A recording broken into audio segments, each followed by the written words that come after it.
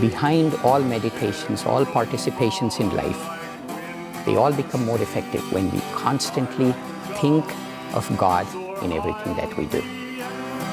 Be strong in your courage. Good morning, everyone.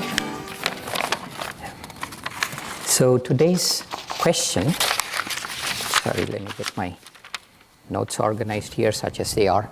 Today's question is, do we have one life to live, or do we reincarnate again and again?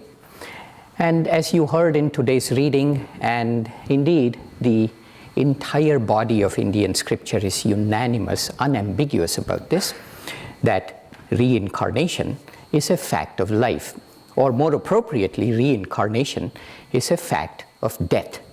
That when we die, it's not the end of something, it's not the end of something to all eternity, but rather it's a transition into something else. There are a lot of mysteries and things that swirl around reincarnation and getting out of the cycle of birth and death. But at the heart of it lies this particular thing. And I'd like for you to reflect on this question that I'm about to ask throughout the rest of my talk. How would you answer if somebody asked, who are you? What are your strengths and weaknesses? How would you answer that? Now, this question was asked of one gentleman approximately 1,200 years ago in central India, in what is today known as the state of Maharashtra. And this young boy to whom this question was asked, his name was Shankaracharya. So we call him Adi Shankaracharya, the first one who established the Swami order, in which, for example, Paramahansa Yogananda, Sri Yukteswar, Swami Kriyananda, they were all ordained into this. Swami is the Sanskrit name for a renunciate, a monk.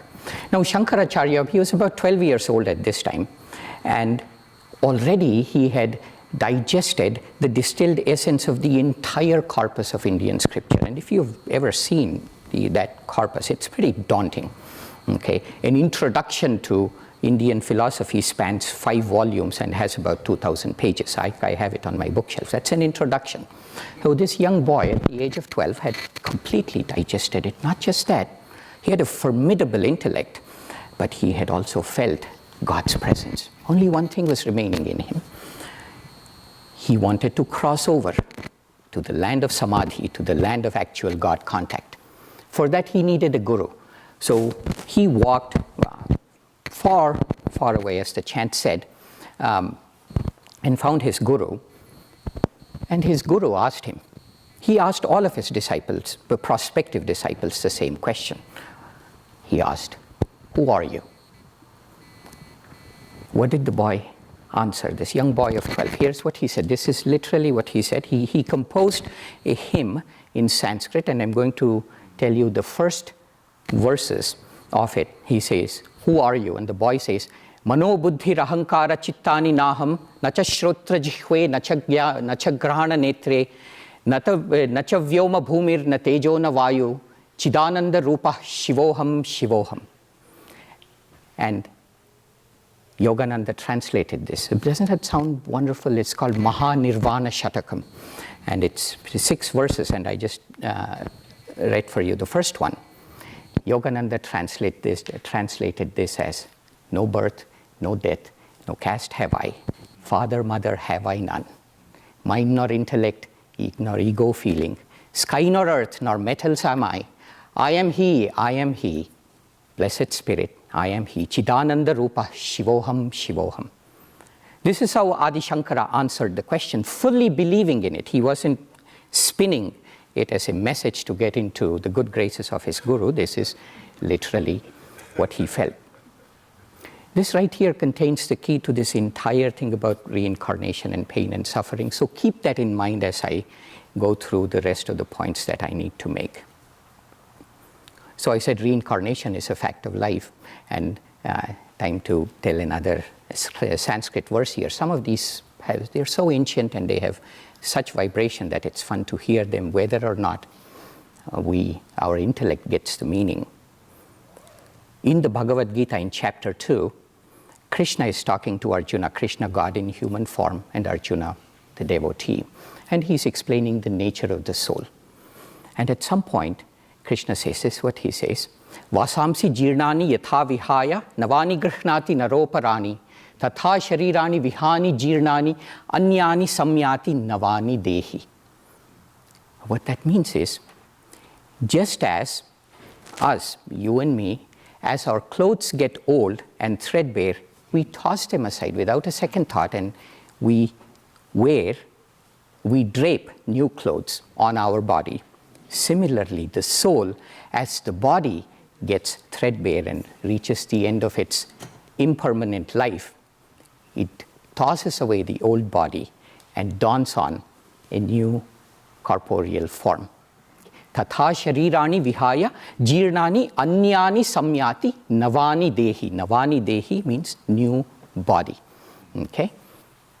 So, this is all fine. But you got to admit, this flies directly in the face of all available evidence. I can look back, I know what I did this morning, I know what I did yesterday, 10 years ago, 20, 30, 40, 50 years ago.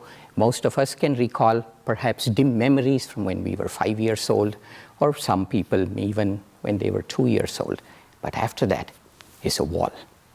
It's a blank wall. Just think back, even right here, just think back, it's a blank wall. Now that's not to say that we don't have, well, who knows? Some people certainly have some dim recollections here and there for past life. Mark Twain said this in his autobiography. He said, in his fashion, this is a Mark Twain quote, remember that. He said that, I have lived more lives than anybody except Krishna. So there is, and you know, perhaps some people do have dim recollections of what they were and so on. But that pales in comparison to the reality of reincarnation. Yogananda said that in order to get where we are, to sit here in this room and make some kind of a commitment to finding God, in order to get here, he said, we would probably have gone through 8 million lifetimes. 8 million. Okay, that's a lot. Our consciousness should be brimming with experiences, successes, failures, self-identities across this 8 million lifetimes, wouldn't you think? So whatever little recollections that we have or we've read about, it completely pales in comparison. So, but yet, Yogananda said that there is, if you look closely at your life, there is enough evidence that you've lived again and again and again. And here are a few things that he asked us to look for to get a sense of what we were in some of the more recent lifetimes. He said, think about your preference for certain sensations. If you feel the need to be in a heated place all the time or in a colder place all the time, that's probably an indication that in some recent set of lives you were in a hotter place. I remember, or a colder place. I remember the first time I went to the deserts of Rajasthan in northwestern India. It was around 47 Celsius. I don't know what that translates to, something very high, like 110 or something. And it was, of course, inconvenient, but somewhere my body felt, this is right, despite the inconvenience. Perhaps you've had similar sensations. You go to a mountain, you go to an ocean, and you just, oh, this is my home. Some people love to live in cities. Some people cannot bear the thought of living in cities. Yogananda says these are all attachments that we formed through past lives. It's there. It goes beyond what we've experienced in this lifetime. Your moods give another hint, he says. If you react to a situation with violence, with depression, with fear, these are all reflections of repeated such behaviors when faced with similar situations in past lives. The kinship we feel with some people and just a bad chemistry with other people, these again indicate that there's something going on from past lives. And an affinity for a certain foreign language which you've never heard of, and it just sounds beautiful. in your head. Has that happened to you? These are all things that we are dragging behind the caboose of something mysterious. Okay, these are all evidence that there is past lives. So now that we've established that, two important questions come up. First one is, why this cycle of birth and death? Surely the Creator, if he sat down as an engineer and designed how human beings would progress through delusion, could have, instead of giving 8 million lifetimes, he could have given us one long 8 million year life. Or, fail again, the beating shall continue until you are liberated. That's possible. That's a very viable alternative design. Or is it? It may not be. It all comes back to who am I?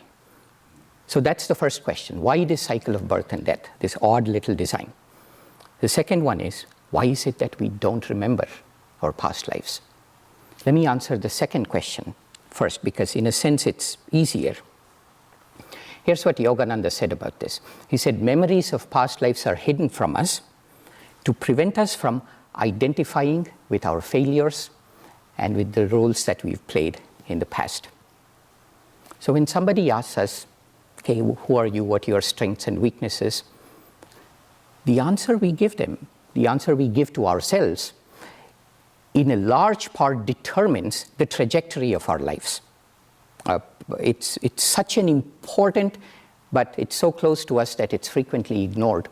So I want to give a somewhat a silly little example. It's probably silly to everybody except me. It's very transformative for me. So here it goes.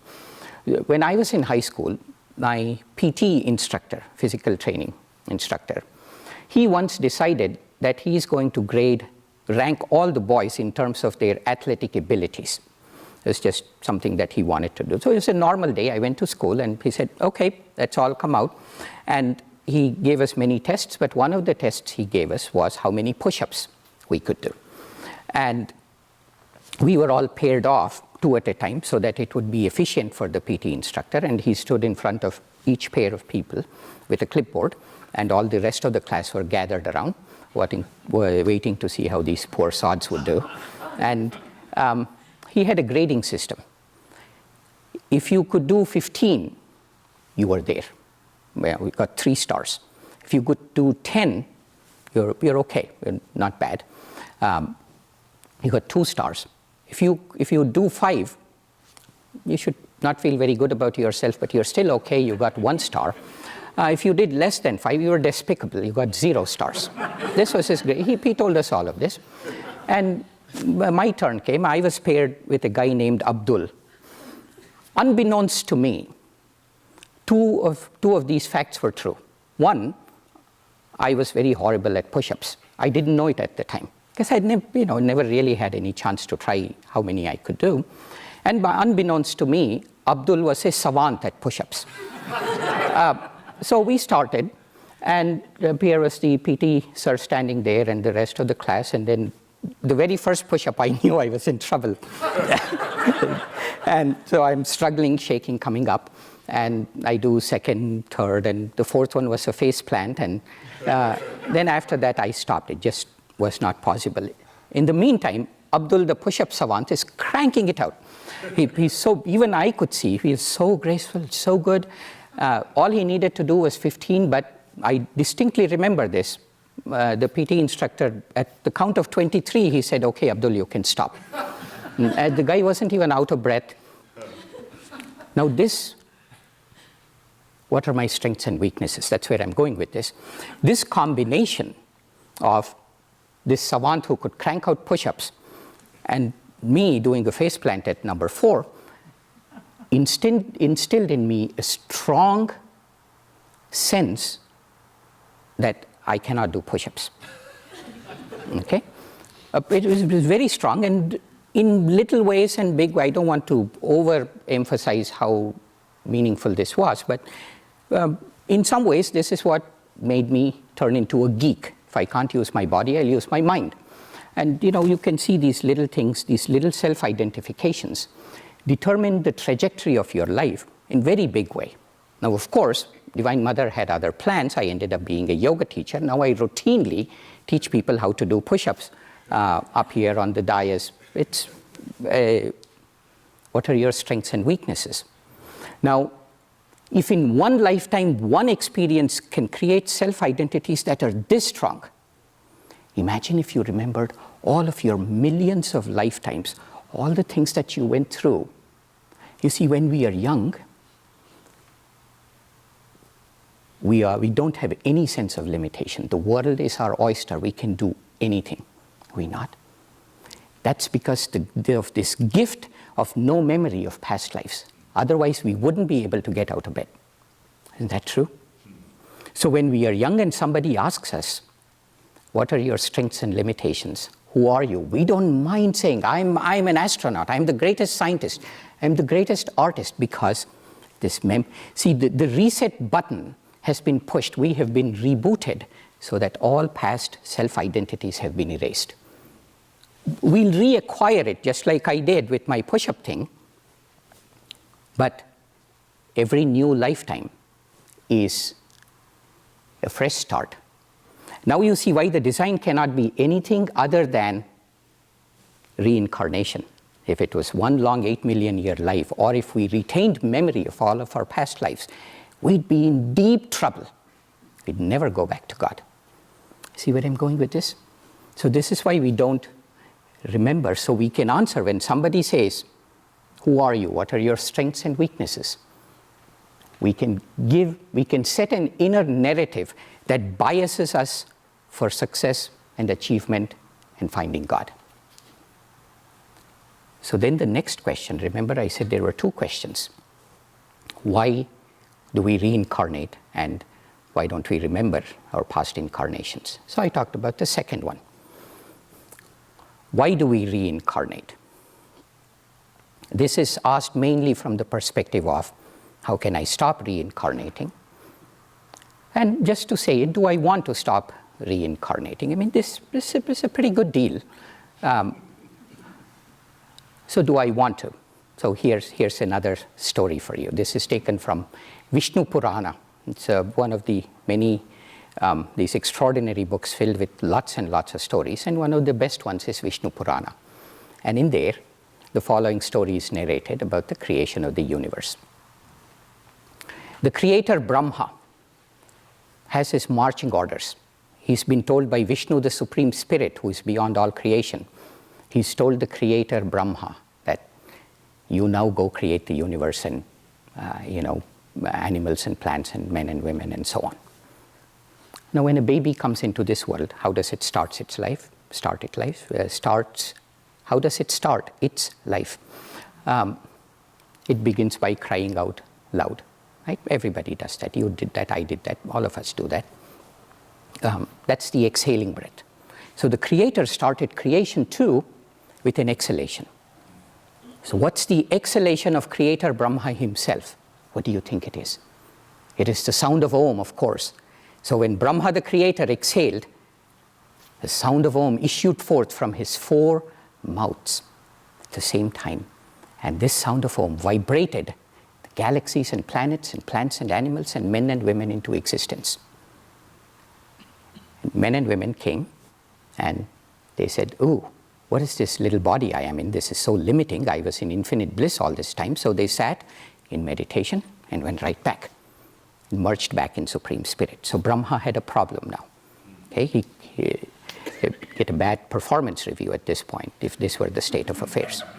So he did actually 3 sneaky things. I'll tell them in the order of sneakiness here. And it's important to know this because he was sneaky and crafty on us. The first thing he did was cast a veil of delusion, which made us forget who we truly are. So instead of identifying with infinite, indestructible, limitless bliss, we identified with the body. But that wasn't enough. He then gave us pain. That before, when there was neither likes nor dislikes, everything was calm, oceanic calm. Now there was pain. This was very sneaky because as soon as we had pain, we had the desire to get over that pain. Okay? So then came the cycle of birth and death. Because the third sneaky thing that he did, and this is the sneakiest of them all, is he made it possible for us to put out some energy and make it seem as if we could overcome pain. So, it's possible to put out some energy, for example, and get our coffee to be exactly as we like it. It's possible to put out some energy and perhaps make just the right amount of money, or just find a partner that is more or less compatible, less over time, but more or less it's kind of how it begins. And then perfection is right around the corner, always. So Yogananda used to tell a little story, which is a very, very delightful little story. There was this man who, he had some love for God and had made some spiritual progress. And at the end of his life, God asked him, okay, did you have a good life? Is there anything else that you wished you had? The man said, Lord, I did have a good life. I enjoyed it quite a bit, but all through my life, I was thin, I was frail, and I didn't have good health. And so God said, okay, next life, I'll give you good health. So the man comes back. Now he's strong, well-built, he's brimming with health. End of life comes. God says, okay, how did it go? And the man says, well, Lord, I suffered a little more than last life, to be honest with you. I know you tried, but just got to say the truth. You're God after all. You gave me this strong body, and so because of it, I was very hungry. Because I didn't have disease, I was very hungry. I didn't have any money to feed myself. So this really, the previous life was better. And so, okay, I'll give you money. So this guy comes back as a strong, well-built, muscle, rich guy. And then says, okay, how was it this time? Oh, Lord, it was even worse. Why? Well, I had nobody to share it with. I just went back to a lonely home every day. It's this, strong, rich guy, but nobody to share it with. I says, fine, I'll give you a wife next time. So next life, this strong, well-built, rich guy meets a beautiful woman, and they get married, and she dies early. So God comes and says, how was it, my son? And the man says, oh, Lord, this was the worst of all lives, because I had love and I lost it. And then this goes on for a while, lifetime after lifetime. See, perfection is right around the corner. Because we ask, who am I? Who are you? And then we say, well, I am this body. I want it to be strong. I am this, my possessions. I am my family. I want it. And just this one extra thing, I'll be there. Please give it to me, Lord. And so after many lifetimes, God asks him, okay, now what? And he says, Lord, no. Now I know there is always a catch. Now I know that the only way out of this, the only way I can be happy, is to live in the perfection of thy awareness at all times. So just grant me the ability to love thee, and then I'm good. And so he was emancipated. But so why do we reincarnate? Because of this desire to get rid of pain, which arises because of body identification. So Yogananda called it, and as have others, the wheel of life and death, or samsara. And again, Adi Shankara, later on in his life, he wrote another set of 12 verses this time. It's called Bhaja Govindam, meaning, pray to Govinda, Krishna. And among the most famous verse in that one, it says, Punarapi jananam, punarapi maranam, punarapi janani jathare shayanam, iha samsare bahudustare, kripaya pare pahi murare. Means, I'm born again, and I die again. And again I sleep in the womb of my mother. This samsara, this wheel of birth and death, is so hard, O Lord. Iha samsare bahudustare, it's so hard. Kripaya pare pahi murare, please save me through thy grace and thy love. So, it all depends upon how we answer the question, who am I? So how do we get to the right answer to that question? Not outwardly, but inwardly. How do we feel the truth of that answer? That I am not this body. No birth, no death, no caste have I, father, mother have I none. Mind nor intellect nor ego feeling, sky nor earth, nor metals am I. I will be thine always. My Lord, I will be thine always. How do we get to that answer with conviction? You could say that almost everything that Yogananda taught was to help us give the right answer to this question, to get out of this cycle of life and death. And we could go through, pick apart every single of his teachings, every technique, and they all lead to this. But let me pick three as one way of looking at it.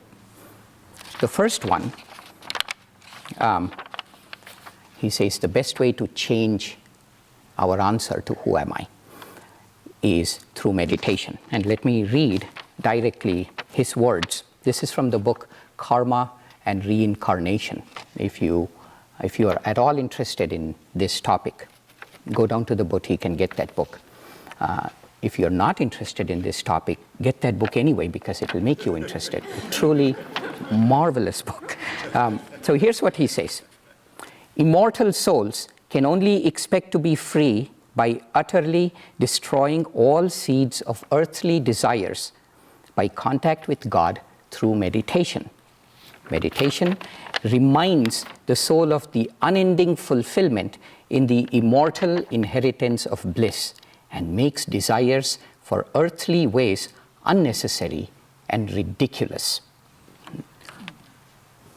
Now remember that this is directional, that well before God contact, or samadhi as it's known, as our meditations get deeper and deeper, every time we sit in deep meditation, for that moment we have risen above body consciousness.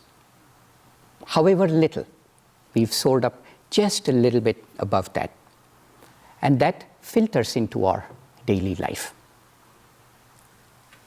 And as it filters into our daily life, our next meditation will be deeper.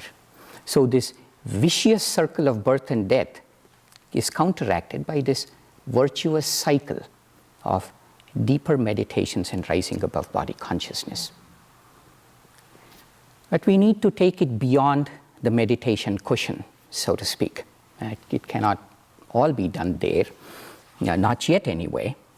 And in his book, Art and Science of Raja Yoga, Swami Kriyananda gives a wonderful technique. So probably the simplest and the most profound of the many techniques of bringing yoga into daily life. And you know what that is? He says, say yes to life. And here at Ananda, we add an addendum to that. We say yes, and then figure out how you're going to do it after you've said yes. And what this does is, when we are faced with a challenge, the internal narrative says, oh, good heavens, why is this challenge coming to me? And we say, who am I? What are my strengths and weaknesses? Oh, no, this is not me. I don't have any ability to face the challenge.